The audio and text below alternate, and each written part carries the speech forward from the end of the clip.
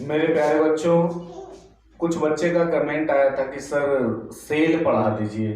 Cell अर्थात कोशिका। तो चलिए शुरू करते हैं सेल को। लेकिन एक चीज और बता देते हैं, इसके बाद हम विद्युत धारा का वीडियो बनाएंगे। कोई बच्चे का यह भी कमेंट आया था कि विद्युत धारा भी सर समझा दीजिए। तो चलिए सबसे पहले एक एक करके हम बनाने की कोशिश करते हैं। तो आज बारी है सेल का, तो सेल हम आप लोग को पढ़ाते हैं। तो चलिए, कोशिका क्या लिखे बेटा? कोशिका। कोशिका को इंग्लिश में हम लोग सेल कहते हैं। कोशिका को क्या कहते हैं बेटा? सेल। कोशिका को क्या बोला जाता है? सेल बोला जाता है। अगला बात, सजीवों के शरीर की रचनात्मक और क्रियात्मक इकाई। सजीवों के शरीर की रचनात्मक और क्रियात्मक इकाई। रचनात्मक और क्रियात्मक इकाई और क्रियात्मक इकाई। ये जो कोशिका होता है ना, ये कोशिका जो है सजीवों के शरीर की रचनात्मक और क्रियात्मक इकाई होती है। रचनात्मक और क्रियात्मक इकाई होती है। कौन भाई? कोशिका। अगली बात, कोशिका में जनन का सामर्थ्य होता है। मतलब जनन का मतलब होता है अपने जैसे जीवों को जन्म देना। अगर कोशिका में बोल रहे हैं जी जनन का सामर्थ्य है, मतलब कोशिका में ये पावर होता है कि वो अगली कोशिका को बना सके। तो इसमें जनन का सामर्थ्य होता है। दूसरी बात क्या है? इसमें जनन का सामर्थ्य होता है। जनन का सामर्थ्य होता है मतलब जनन करने की क्षमता होती है। किसमें जनन करने की क्षमता होती है भाई? तो जनन करने की क्षमता होती है कोशिका में। सजीवों के शरीर की रचनात्मक और क्रियात्मक इकाई होती है कोशिका, और साथ में इसमें जनन का सामर्थ्य होता है, मतलब जनन की सामर्थ्य होती है। अब देखिए होता क्या है कि विभिन्न पदार्थों का, कोशिका के अंदर विभिन्न पदार्थ रहते हैं। तो कोशिका के अंदर विभिन्न पदार्थों का छोटा से छोटा कोशिका के भीतर छोटा से छोटा एक संगठित रूप होता है, जिसको हम लोग कहते हैं कोशिका।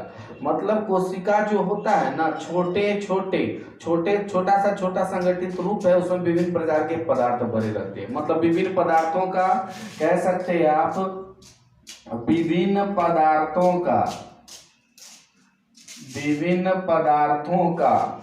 पदार्थों का छोटा से छोटा संगठित रूप है। छोटा से छोटा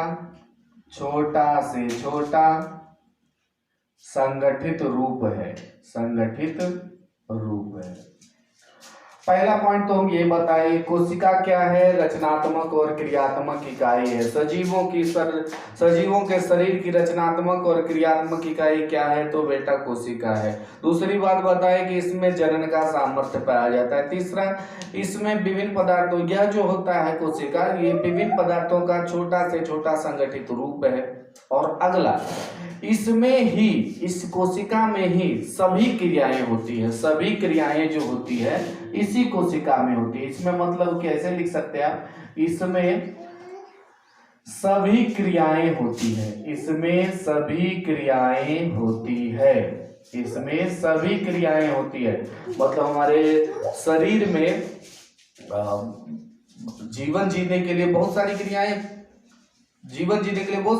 होती है। तो जितने भी प्रकार की क्रियाएं होती हैं सब कोशिका में ही होता है, जिन्हें सामूहिक रूप से आप क्या बोल सकते हैं? इसको आप सामूहिक रूप से जीवन बोल सकते हैं। सामूहिक रूप से इसको क्या बोला जा सकता है? जीवन बोला जा सकता है। जीवन मतलब कोशिका के अंदर ही सभी क्रियाएं होती है, और सामूहिक रूप से जिसे हम लोग क्या कहते हैं? जीवन कहते हैं। अब देखिए बात होता है कि ये जो सेल है, कोशिका है, ये कहाँ से आया? तो सेल जो है ना, लैटिन भाषा से आया है। सेल किस भाषा से आया है? सेल लैटिन शब्द से मिलकर बना हुआ है। और लैटिन शब्द कौन से लैटिन शब्द से मिलकर बना हुआ है? तो उसका नाम है सेलुला। सेलुला नामक लैटिन शब्द से मिलकर बना है आपका सेल।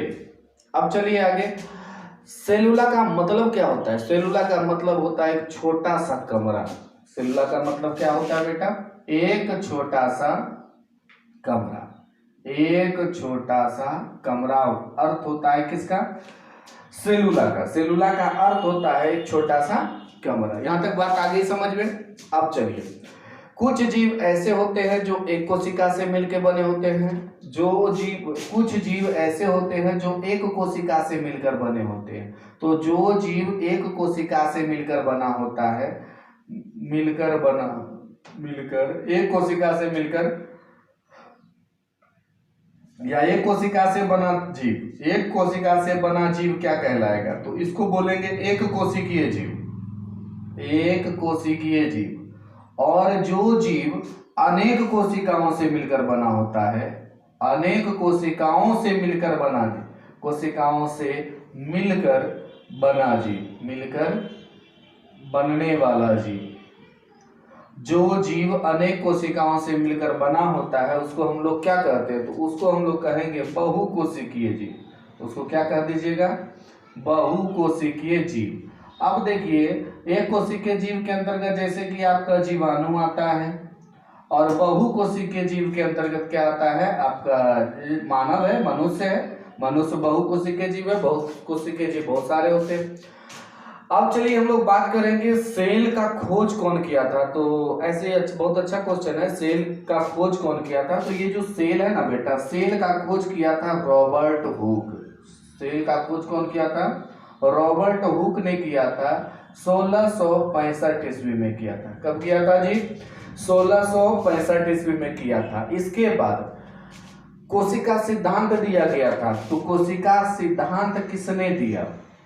तो कोशिका सिद्धांत जो दिया गया था, तो कोशिका सिद्धांत दिया था स्लाइडेन और स्वान ने, स्लाइडेन और स्वान ने।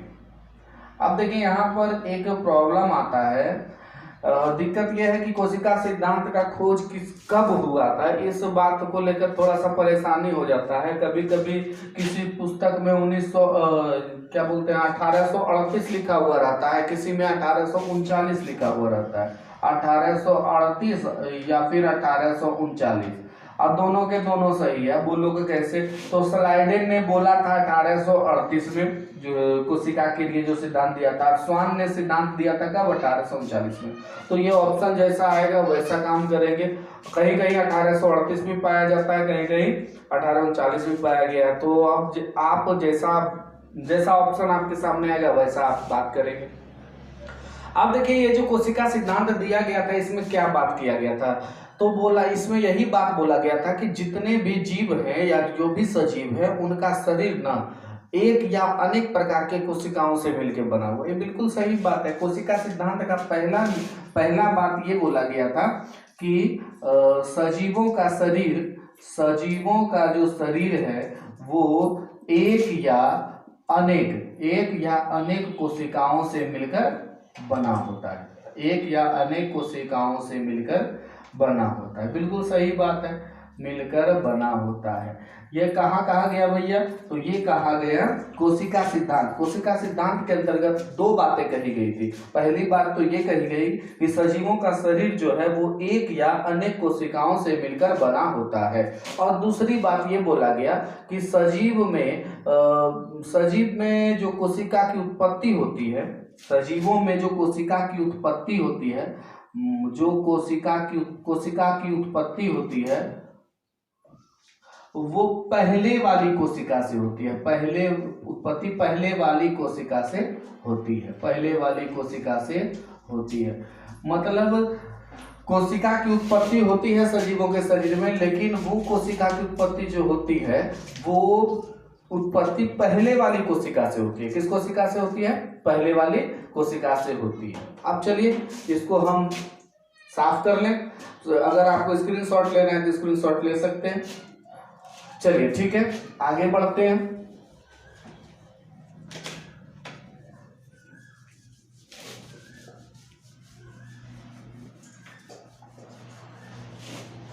अब आगे बात क्या होगा? सजीवों की सभी जैविक क्रियाएं, सजीवों की सभी जैविक क्रियाएं, सजीवों के अंदर जैविक क्रियाएं होती है या नहीं? होती है जी, सजीवों के अंदर जैविक क्रियाएं होती है। तो सजीवों के अंदर जो भी जैविक क्रिया होता है वो कहाँ होता है? तो वो बेटा कोशिका के भीतर होता है। वो कहाँ पर होगा? वो होगा, जब भी होगा तो कोशिका के भीतर होगा, कोशिका के भीतर। सजीवों की सभी जैविक क्रियाएं जो होती है वो कहाँ होती है? कोशिका के भीतर होती है। चलिए ठीक है भाई। और कोशिका के भीतर एक चीज और होता है, आनुवंशिक सूचनाएं होती है। क्या होती है? आनुवंशिक सूचनाएं। कोशिका के भीतर आनुवंशिक सूचनाएं होती है, आनुवंशिक सूचनाएं होती है। चलो ठीक है भाई, कोशिका के अंदर आनुवंशिक सूचनाएं भी होती है। अब आनुवंशिक सूचनाओं का कुछ कार्य होता है, कुछ काम होता है। ये जो सूचनाएं होती है, आनुवंशिक सूचनाएं, वो क्या काम करता है? वो कोशिका के अंदर, मतलब कोशिका के अंदर जो भी कोशिका के द्वारा कार्य किया जा रहा है उस पर वो नियंत्रण करता है। मतलब क्या? कोशिका के कार्यों पर नियंत्रण करता है, सीधी बात। कोशिका के कार्यों पर नियंत्रण, इसका काम क्या है कि कोशिका के कार्यों पर नियंत्रण करना, कोशिका के कार्यों पर नियंत्रण करना, कार्यों पर नियंत्रण करना, ये किसका काम है? ये काम है आपका आनुवंशिक सूचनाओं का। अगला बात, ये जो आनुवंशिक सूचनाएं होती है, ये जो सूचनाएं होती है, आनुवंशिक सूचनाएं कोशिका के भीतर होता है, तो ये अगली पीढ़ी की कोशिकाओं में स्थानांतरित होती है। अगली पीढ़ी की जो कोशिका आएगी उसमें स्थानांतरित हो जाए, मतलब सूचनाएं जो है अगली पीढ़ी की, सूचनाएं जो है वो अगली पीढ़ी की, सूचनाएं अगली पीढ़ी की कोशिकाओं में स्थानांतरित होती है, कोशिकाओं में स्थानांतरित होती है, स्थानांतरित होती है। फिर से समझ लीजिए, सजीवों के अंदर, मतलब सजीवों की सभी जैविक क्रियाएं, सजीवों के अंदर बहुत सारी जैविक क्रियाएं होती है, तो जितनी भी जैविक क्रियाएं होती है सजीवों के अंदर वो कोशिका के भीतर में ही होता है। और कोशिका के भीतर आनुवंशिक सूचनाएं पाई जाती है। और आनुवंशिक सूचनाओं का काम क्या होता है? कोशिकाओं या कोशिका के कार्यों पर नियंत्रण करना, कोशिका जो काम कर रहा है उस पर नियंत्रण करना। और आनुवंशिक सूचनाएं जो होती है वो अगली पीढ़ी की कोशिकाओं में स्थानांतरित हो जाता है। अब देखिए, कोशिका का विधिवत अध्ययन, कोशिका का विधिवत अध्ययन, कोशिका का विधिवत अध्ययन जो किया जाता है, कोशिका का विधिवत अध्ययन, विधिवत अध्ययन, कोशिका का विधिवत अध्ययन किस विज्ञान के तहत किया जाता है? इसके लिए स्पेशल एक विज्ञान है जिसको कि हम लोग साइटोलॉजी बोलते हैं, साइटोलॉजी बोल सकते हैं या फिर कोशिका विज्ञान कह सकते हैं। अध्ययन किसके अंतर्गत किया जाता है? तो कोशिका विज्ञान के अंतर्गत किया जाता है, मतलब साइटोलॉजी। इसको क्या बोलते हैं बेटा? साइटोलॉजी। साइटोलॉजी के अंतर्गत कोशिका का विधिवत अध्ययन किया जाता है। या कोशिका विज्ञान का दूसरा नाम भी है, कोशिका जैविकी उसको बोलते हैं, कोशिका जैविकी बोल सकते हैं। और कोशिका जैविकी को क्या कहा जाता है? कोशिका जैविकी को हम लोग क्या कहते हैं? सेल बायोलॉजी, सेल बायोलॉजी बोलते हैं इसको, कोशिका जैविकी को। अब चलिए आगे बात करते हैं। कोशिका, देखिए कोशिका का अगर विभाजन आप करिएगा तो कोशिका दो प्रकार का होता है। कोशिका कितने प्रकार का होता है? दो प्रकार का होता है। कोशिका का विभाजन हम लोग करते हैं, तो कोशिका का विभाजन जब किया गया तो कोशिका को दो भागों में बांटा गया। एक तो होता है यूकैरियोटिक कोशिका, यूकैरियोटिक कोशिका, और दूसरा होता है प्रोकैरियोटिक कोशिका, प्रोकैरियोटिक कोशिका। अब देखिए, यूकैरियोटिक और प्रोकैरियोटिक में थोड़ा सा का फर्क होता है, थोड़ा सा है। यूकैरियोटिक में क्या होगा कि केंद्रक आपको स्पष्ट नजर आएगा, इसमें केंद्रक रहेगा, सीधी बात है, केंद्रक एकदम नजर आएगा। और इसमें केंद्रक नहीं, ये नहीं कह रहे नहीं होता है, होता है लेकिन आपको नजर नहीं आएगा, स्पष्ट रूप से नजर नहीं आता है, मतलब इसमें केंद्रक नहीं के बराबर, मतलब नहीं होता है। सीधी यहाँ पर बोल रहे नहीं होता है, लेकिन आगे चल के हम आपको बताएंगे कि नहीं केंद्रक होता है, बस स्पष्ट रूप से दिखता नहीं है। और तो चलिए बस यही है। कोशिका का विभाजन दो भागों में किया गया है, पहला यूकेरियोटिक कोशिका और दूसरा हो गया प्रोकैरियोटिक कोशिका। यूकेरियोटिक कोशिका में क्या होता है, केंद्रक पाया जाता है, प्रोकैरियोटिक कोशिका में केंद्रक नहीं पाया जाता। एक बार फिर से देख लीजिए, सजीवों की सभी जैविक क्रिया कहाँ होती है, तो कोशिका के भीतर होती है। कोशिका के भीतर अनुवांशिक सूचनाएं पाई जाती है, जिसका काम क्या होता है, कोशिका के कार्यों पर नियंत्रण करना। और अनुवांशिक सूचनाएं क्या होती है, सूचनाएं अगली पीढ़ी की कोशिकाओं में हस्तांतरित हो जाता है। कोशिका का अगर विधिवत अध्ययन आप करना चाहते हैं तो कहाँ पे कर सकते हैं, कोशिका विज्ञान के अंतर्गत कर सकते हैं, जिसको साइटोलॉजी कहते हैं, या फिर इसको कोशिका जैविकी कहते हैं, या फिर सेल बायोलॉजी कह सकते हैं। कोशिका का विभाजन किया गया तो कोशिका को कितने भागों में विभाजित किया गया, दो भागों में किया गया। पहला यूकेरियोटिक कोशिका हो गया आपका, दूसरा प्रोकैरियोटिक कोशिका हो गया। यूकेरियोटिक कोशिका और प्रोकैरियोटिक कोशिका में बेसिक अंतर यही है कि इसमें केंद्रक होता है और इसमें केंद्रक नहीं होता है। बस इतने बात को समझना है। अगर आपको वीडियो अच्छा लगा है तो लाइक कर दीजिए, और अगला अगर इसका पार्ट आप चाहते हैं तो भाई कमेंट करके बताइए कि सर हमको अगला पार्ट भी बना के दीजिए, तो हम आपको बना के देंगे। चलिए आज भर के लिए इतना ही, धन्यवाद।